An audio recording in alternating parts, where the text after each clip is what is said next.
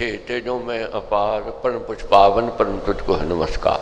सत्य ज्ञान आनंद के परम धाम श्री राम, पुलकतो मेरा तुझे होवे बहु प्रणाम। मुझे भरोसा राम तू दे अपना अनमोल, रहूं मसन चिंत में कभी ना जाऊं डोल। गुरु जी को करिए वंदना, भाव से बारंबार नाम सनोका से किया जिसने भव से पार। मेरा आपकी कृपा से सब काम हो रहा है, करते हो तुम कन्हैया मेरा नाम हो रहा है। पतवार के बिना ही नाव चल रही है, हैरान है न माना मंजिल भी मिल रही है। तूफान आंधियों में तूने ही मुझको थामा, तुम कृष्ण बन करके आए जब मैं बना सुदामा। विचार की दृष्टि से देखोगे तो यही उत्तर मिलेगा।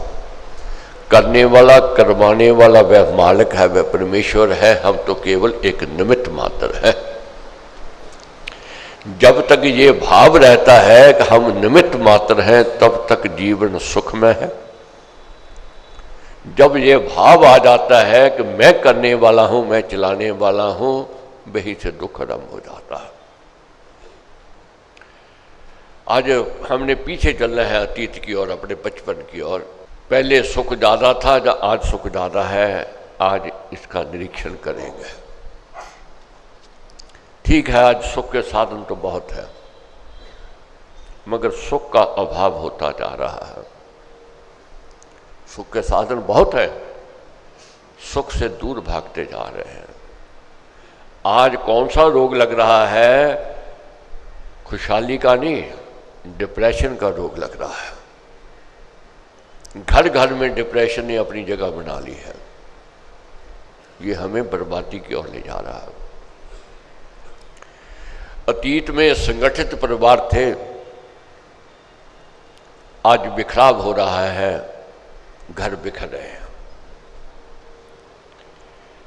पीछे प्यार था, संगठन था, एकता थी, विश्वास था, भरोसा था। आज विश्वास का अभाव हो रहा है। क्या कंडीशन है, क्या स्थिति आ गई है? एडजस्टमेंट के लिए कोई तैयार नहीं है। टॉलरेंस खत्म हो गई है, विश्वास का मादा खत्म हो गया है। वही दुख की ओर ले जा रहा है। आगे घर में एक बाथरूम था, सब नंबर वाइज जैसे जैसे जिसको जल्दी थी वहां नहाते थे, दूसरा एडजस्ट करता था, चलता था। अब देखो अपने अपने घर में अब क्या स्थिति है। हर एक कमरे के साथ अपने अपने बाथरूम बन गए हैं। पहले सुख था या आज सुख है? आज सुख के साधन तो हैं। आज क्या है घर में? घर वालों का नहीं पता घर में कितने हैं, अपने अपने कमरों तक ही सीमित है। दूसरे कमरे में क्या हो रहा है किसी को कुछ नहीं पता। और दूसरे को एडजस्ट करने के लिए भी कोई तैयार नहीं है। कोई कहे कि मैं आपका बाथरूम यूज कर लूं, मन से इनकार ही होएगा, ना ही होगा। आगे घर में एक अखबार आता था, सब उसको पढ़ते थे। जहां तक पड़ोसी भी अखबार मांग के ले जाते थे, हम देते थे, एडजस्टमेंट होती थी। मगर आज क्या स्थिति है? जितने घर के मेंबर हैं उतने ही अखबार आते हैं, तरह तरह के आते हैं। ये चलता है। आगे जब टेलीविज़न आया बहुत खुश हुए थे कि टेलीविज़न आ गया, और खुशी से देखते भी थे। सारा परिवार इकट्ठा हो जाता था, मिल करके टेलीविज़न देखते थे। और यहाँ तक ये भी होता था कि पड़ोस आस पड़ोस वाले भी आते थे, वे भी साथ में बैठ कर देखते थे। मिल करके वहीं खाते थे, वही बातें होती थी। मगर आज क्या स्थिति है? हर एक कमरे में अपना अपना टेलीविज़न है। अब पूछो भाई क्या बात है, इतने टेलीविज़न क्या जरूरत है? वो पति कहता है जी मैंने ये चैनल देखना है, पत्नी कहती मैंने ये चैनल देखना है, बच्चे कहते मैंने ये चैनल देखना है।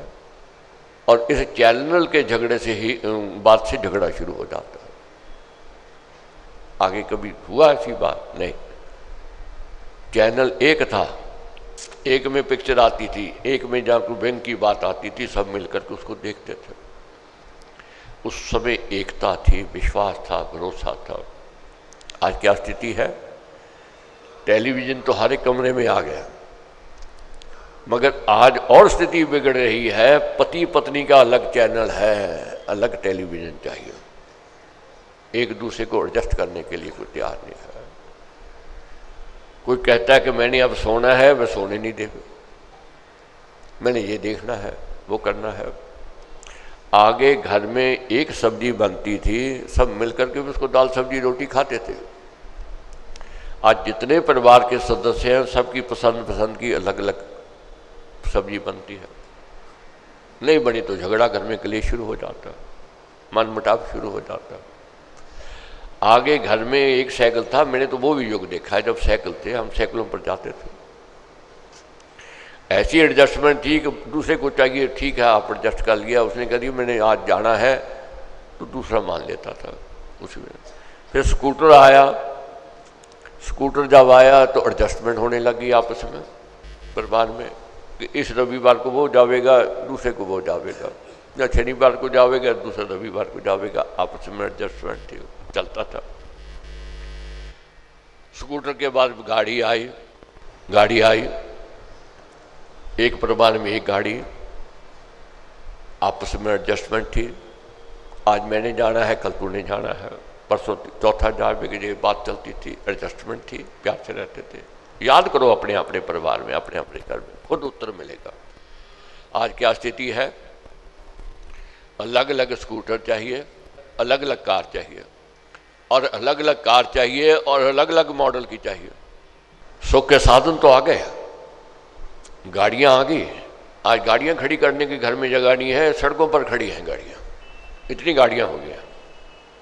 अब गिनती करने लगो घर में टेलीविज़न कितने हैं तो गिनती करनी मुश्किल हो जाएगा। गिनती करने लगो बाथरूम कितने हैं, मुश्किल खड़ी हो जाएगा। क्या सुख है? नहीं है। कारण क्या है? सुख के साधन तो बढ़ गए मगर सुख का अभाव हो गया। अभाव क्यों हुआ? टॉलरेंस खत्म होती जा रही है, एडजस्टमेंट खत्म होती जाती है, एक दूसरे की बात सुनने के लिए कोई तैयार नहीं है। आगे परिवार में इकट्ठे बैठ करके हंसना खेलना, बोलना चलना चलता था। आज तो कहीं 12-1 बजे तक राम राम भी नहीं होती एक दूसरे से। देख लो अपने घर में, नहीं मिले हो तो सुबह से राम राम नहीं होगा। अलग अलग तरह की टूथपेस्ट चाहिए, अलग अलग तरह के जो साधन और चाहिए सुख के, मगर साधन तो आ गए, सुख भाग रहा है। मन्नतें मांग करके औलाद लेते हैं मालिक से परमेश्वर, हे परमेश्वर तू औलाद दे, उस मालिक की रहमत होती है, मिलती है। पढ़ाते हैं, लिखाते हैं, बड़ी बड़ी आस होती है कि घर को आगे बढ़ावेंगे, कुल और वंश का नाम ऊंचा होवेगा। मगर क्या देख रहे हैं? लड़के का विवाह होता है और बिखराव के चिन्ह दिखाई देने शुरू हो जाते हैं। उसी दिन से बिखराव के चिन्ह दिखाई देने लग हो जाते हैं। आगे सब कुछ अपना था, एक परिवार का था, अब विवाह के पश्चात अपना अपना हो गया, ये मेरा है, ये आपका है। स्थिति शुरू हो गई। जहां मेरा और तेरा शुरू हुआ वह झगड़ा होवेगा ही होवेगा, उसको कोई रोक नहीं सकता। हर एक माँ बाप की इच्छा होती है लड़का पढ़ लिख करके लायक बने और व्यापार में आवे, और उसका व्यवहार, उसका स्वभाव ऐसा हो कि कुल और वंश के नाम को ऊंचा करे। और अच्छे घराने में हर एक माँ बाप उसका रिश्ता नाता जोड़ते हैं। अब देख लो, सब कोशिश करते हैं, बड़े से बड़े क्या सोच होती है, हमें कुछ नहीं चाहिए, लड़की अच्छी चाहिए। मेरे पास तो इतनी आते यही बात कहेंगे, हमें कुछ नहीं चाहिए। मगर ऐसे हैं चंद लोग जो समाज को खराब भी कर रहे हैं कि ये चाहिए, वो उनकी बात मैंने नहीं करनी, वो जो अलग बात है। वो तो दुख को निमंत्रण देते ही देते हैं, इसमें दो राय नहीं है। मगर जो कहते हैं कि कुछ नहीं चाहिए, लड़की अच्छी मिल जावे, हमें सब कुछ मिल गया। और हर एक सास जो होती है बहू के आने से पहले मन्नतें मांगती है परमेश्वर से कि मेरा व्यवहार बेटी और माँ जैसा हो गया। व्रत वे भी रखती है घर की खुशहाली के लिए। लड़की भी व्रत रखती है कि मेरा ससुराल जो है, मेरा ससुराल नहीं मेरा घर है, वह मेरी सास और ससुर जो हैं अब मेरे माँ बाप के से भी ऊपर होंगे। ये व्रत भी लेती है, संकल्प भी लेती है, उसके लिए उपवास भी रखती है। कोई लड़की ऐसी नहीं है जो उपवास ना रखती हो, आप देख लो। उसकी क्या इच्छा होती है, मैं उस घर में जाऊं और उस घर को जाकर के स्वर्ग बनाऊं। क्या वह स्वर्ग बना पा रही है? उत्तर मिलेगा नहीं, नरक की ओर जा रही है। कारण क्या है? कामनाएं बहुत बढ़ गई हैं, तृष्णाएं बहुत बढ़ गई हैं, इच्छाएं बहुत बढ़ गई हैं। कभी कामनाएं पूर्ण नहीं हो सकती, सभी तृष्णाएं कभी पूर्ण नहीं हो सकती, को कहे सभी हो जाए। महाराज ने तो यहां तक कह दिया, संसार के सभी सुख भी अगर एक प्राणी को मिल जाए तब भी वह अतृप्त है, तृप्त नहीं हो सकता है। तृप्ति किसको है? जिसको संतोष रूपी दौलत मिल जाएगी। आज संतोष का अभाव है। बहुत दुखी परिवार मेरे पास आते हैं, ये नहीं कि लड़के वाले भी आते हैं, लड़की वाले भी आते हैं, दोनों तरफ से आते हैं, लड़की वाले भी और लड़के वाले भी। विवाह तो बड़े चाव से किया, अपनी समर्था से ज़्यादा खर्चा भी किया और बड़ी खुशी से ये परिवार जुड़े, मगर देखते ही देखते मन मुटाव शुरू हो गया, बिखराव शुरू होना रंग हो रहा। अब क्या कारण है? पहले विवाह नहीं हुआ, रिश्ता जब जुड़ता है हम एक दूसरे के गुण देखते हैं। कभी भी देख लेना, यही कहेगा बहुत रिश्तेदार बहुत अच्छे मिले हैं, लड़के वाले बहुत अच्छे हैं, लड़की वाले बहुत अच्छे हैं, एक ही बात होगी। क्यों? उस समय हम गुण देख रहे हैं उसके। मगर जब रिश्ता जुड़ जाता है, विवाह हो जाता है, तो उस समय तीसरा भी आता है। जब तीसरा आता है वहां अब गुण दिखाने शुरू कर देता है। ये घर घर की बात है, ये चल रही है। कोई पति पत्नी लड़ना नहीं चाहता, सास बहू लड़ना नहीं चाहते, मगर जब ये सोच कोई दिमाग में डाल देता है कि तेरे लिए उन्होंने क्या किया, तू तो मर रही है, तू तो अपना जीवन बर्बाद करी, जवानी के दिन है अभी तेरे। ये कौन है जो आपको हंसता खेलता फलता फूलता नहीं देखना चाहता? ऐसा अब तो और बड़ी बड़ी मुश्किल घड़ी हो गई है। पहले तो तीसरा आता था, आज तो माँ बाप भी बीच में दखल देनी शुरू करते हैं। जब से ये मोबाइल शुरू हुआ है, मोबाइल के अपने सुख हैं, बहुत सुख है, दुनिया नज़दीक कर दी इसने, मगर यही मोबाइल जो है दुनिया को दूर भी कर रहा है। घर की बात जब बाहर जाती है वहाँ बिखराव शुरू हो जाता है। आगे घर की बात घर में रहती थी, मुट्ठी बंद रहती थी, आज बाहर जा रही है। आज मैंने इस बात पर इसलिए जोर देना है, मेरे पास पिछले दिनों से बहुत लोग प्रेशर डाल रहे थे कि आप बाकी चिंतन तो करते हैं, बाकी बातें तो कहते हैं, महाराज की ये परिवार की बात भी कहा करो, सुनाया करो, ताकि परिवार बिखरने से बचे। मैंने तो महाराज की बात कहनी है जो महाराज ने कहा लिखा है। महाराज का कहना है, मात पिता का आदर भारा, वेद सार में धर्म उचारा। वेदों का सार क्या है? जिस घर में माँ बाप का आदर होवेगा वही खुशहाली होवेगी, वही प्रसन्नता होवेगी। अगर लड़का माँ बाप का अनादर करेगा, बहू आदर कभी नहीं करेगी। ये समझ लेनी बात। लड़का माँ बाप का अगर अनादर करे, अपमान करे, तो जो बहू आई है, बाहर से आई है, वो जो देखेगी वैसा करेगी। अगर माँ बाप को आदर दे रहा है बच्चा, तो ये नहीं हो सकता है कि उसकी पत्नी माँ बाप को आदर ना दे, उसको मान ना सम्मान ना करे। पहली ड्यूटी लड़के की है, वहीं से शुरुआत होती है। कहीं मन मुटाव होवे, अगर पति रोक देवे कि तूने नहीं ऐसी बात करनी है, तो वही बात बंद हो जाती है, वह आग सुलगने से बच सकती है। मगर उसी को कोई चिंगारी दिखावे, तो वही आगे बढ़ती है, बिखराव की ओर ले जाती है। पहली स्थिति क्या है, महाराज कहते हैं आदर मान माँ बाप का, और आदर मान बड़े का करना, बंधु प्रेम से मन सर भरना। अपने परिवार में जितने बड़े हैं उनका आदर होना चाहिए, उनका सत्कार होना चाहिए, उनका सम्मान होना चाहिए, उनके साथ बंधु भाव रखना चाहिए। आगे महाराज क्या कहते हैं, ठीक है विवाह हुआ, विवाह के पश्चात लड़की आई घर में, तो उसका क्या कर्तव्य है, पति की प्रिय सुपत्नी सोहे, मधुर वचन से पति मन मोहे। पत्नी का धर्म है मधुर वचन, मधुर भाषा का प्रयोग करना। एक वाणी एक ऐसा यंत्र है, एक शस्त्र है, कितनी दूरी क्यों ना किसी की हो, दो मीठे बोल बोल दो, दूरी नजदीकी में बदल जाएगी, कटुता प्रीति में बदल जाएगी। आप देख लेना करके। जो महाराज ने कहा है ये पत्थर पर लकीर है, अटल है। कितनी दूरी है, कितनी कटुता है, दो मीठे बोल बोलने से कटुता प्रीति में बदल जाएगी, दूरी नजदीकी में बदल जाएगी। और ये एक ऐसा शस्त्र भी है, कितनी प्रीति है, कितनी नजदीकी है, दो कड़वे शब्द बोल दो, प्रीति कटुता में बदल जाएगी। आप देखो शब्द एक ऐसा घायल करता है व्यक्ति को, तीर और तलवार का घाव समय आने पर भर जाएगा, मगर वाणी का घाव नहीं भरता है, ये हरा भरा रहेगा।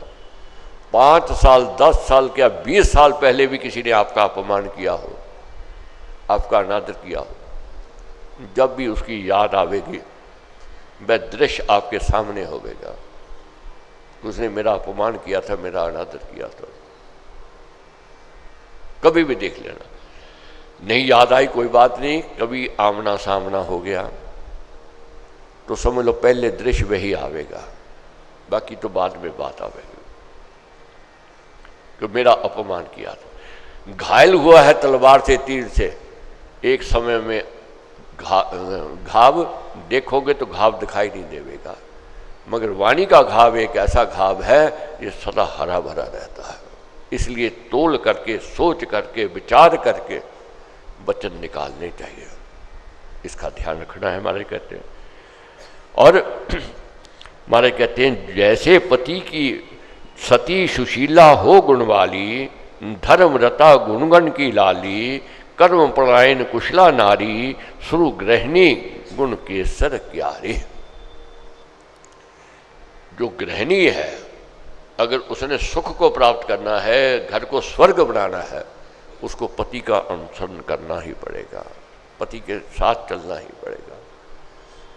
गाड़ी के टायर जो हैं अलग अलग दिशाओं में जावें, रथ है, घोड़े अलग अलग दिशाओं में जावें, मंजिल तक नहीं पहुंच सकते, एक दिशा में तो चलना ही पड़ेगा। पति पत्नी को तो पहले तैयारी करनी पड़ेगी एक दिशा की ओर जाने की, तब आगे गृहस्थ चलेगा, आगे परिवार चलेगा, नहीं तो बिखराव की ओर चलेगा। महाराज कहते हैं गृहिणी की मान सम्मान उसका है जो सास को सास नहीं मां समझे, ससुर को ससुर नहीं पिता समान समझे। सास ससुर को मान देना, आदर सत्कार देना, ये उसका कर्तव्य है। सास ससुर को आदर देवे, अन्न वस्त्र से निर्धन सेवे। तो सास ससुर को आदर देती है, कोई ऐसे सास ससुर नहीं हो सकते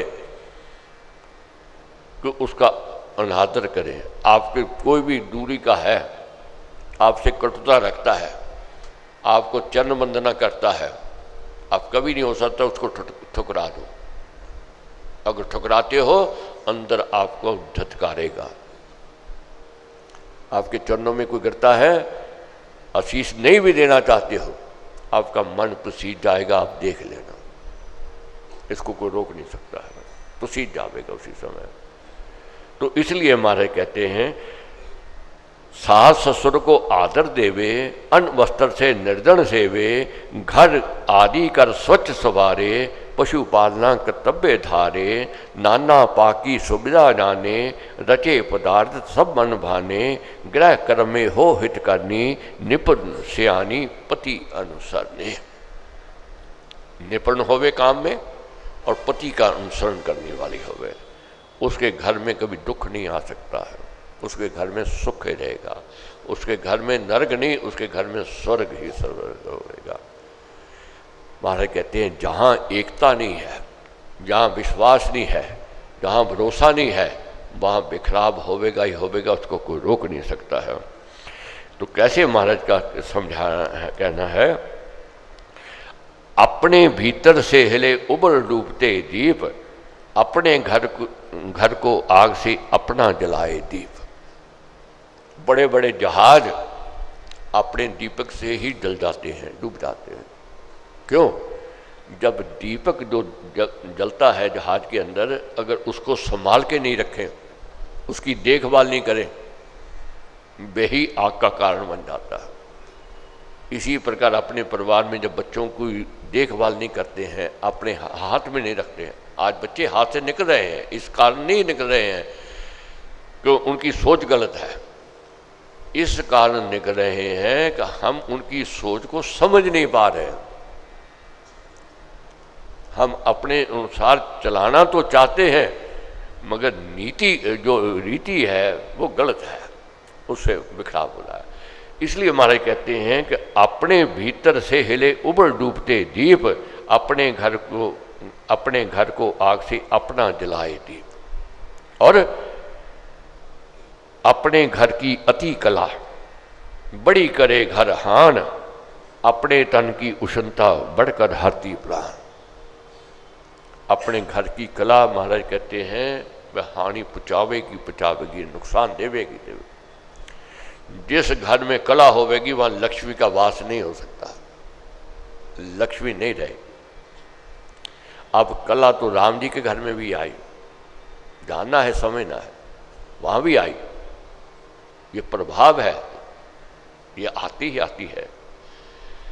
अब क्या है, कहां से आई, बिखराव कहां से आया? तीसरे पक्ष से आया।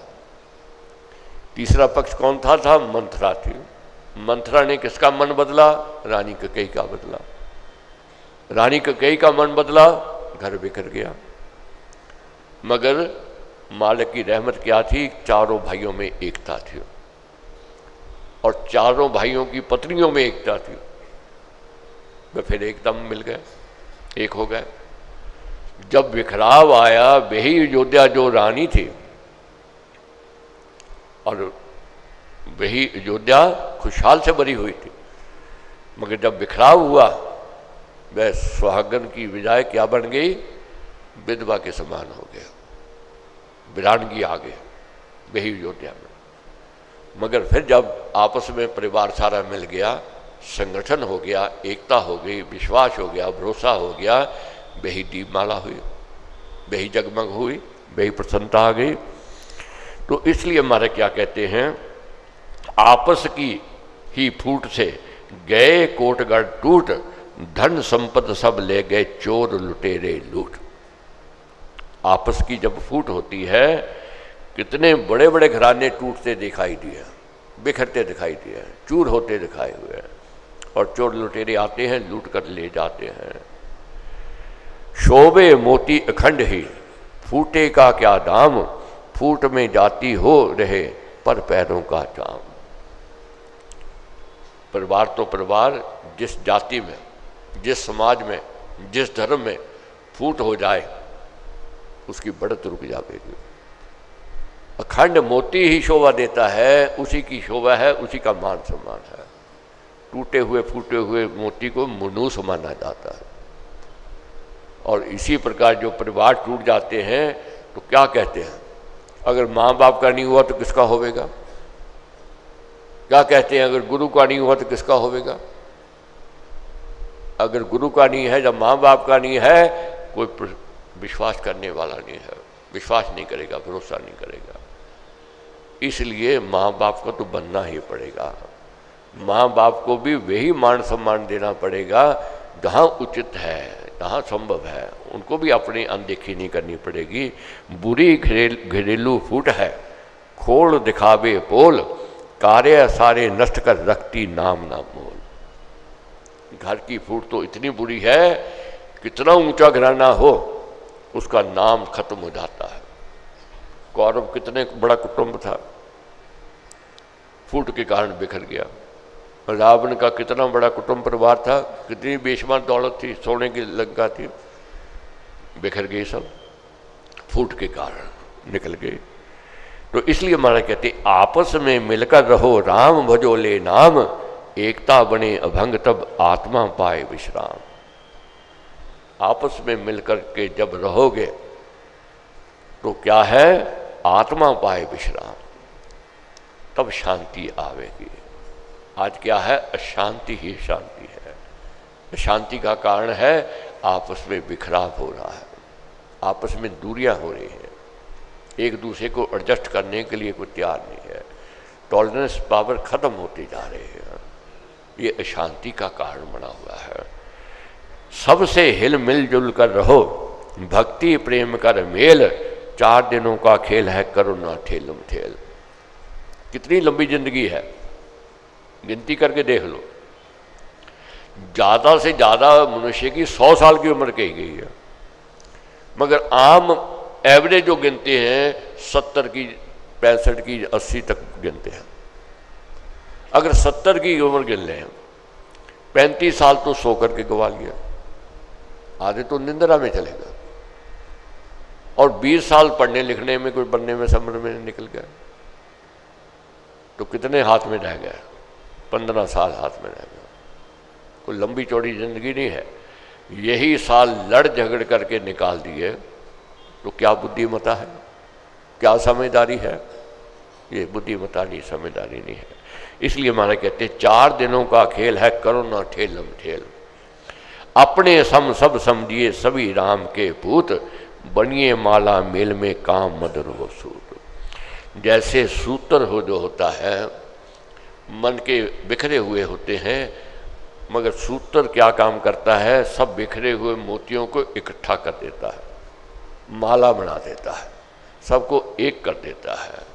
तो ऐसा ही हमारे कहते परिवार में हमें स्वभाव बनाना है कि सबको एक सम समझ करके, सबको बिखरे हुए को एक करना है, एक समान लेकर के आना है, एकजुटता की ओर लेकर के जाना है। जो बातें बहुत प्रश्न मेरे से किए थे, उन बातों का मैं पूरा उत्तर नहीं दे पाया, क्योंकि इस चर्चा को जहाँ तक भी ले जाओ इसकी कोई सीमा नहीं है।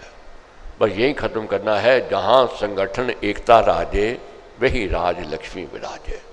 महाराज का कहना है जहाँ संगठन है, जहाँ एकता है, जहाँ विश्वास है, जहाँ भरोसा है, वहाँ लक्ष्मी का वास है। जहाँ एकता नहीं, जहाँ संगठन नहीं, जहाँ विश्वास नहीं है, वहाँ लक्ष्मी भी रूठ करके चली जाती है। मगर महाराज से आज यही प्रार्थना करनी है, हम सबके घरों में एकता होवे, विश्वास होवे। मुझे भरोसा राम तू दे अपना अनमोल, रहूं मस्त निश्चिंत में और कभी ना जाऊं डोल।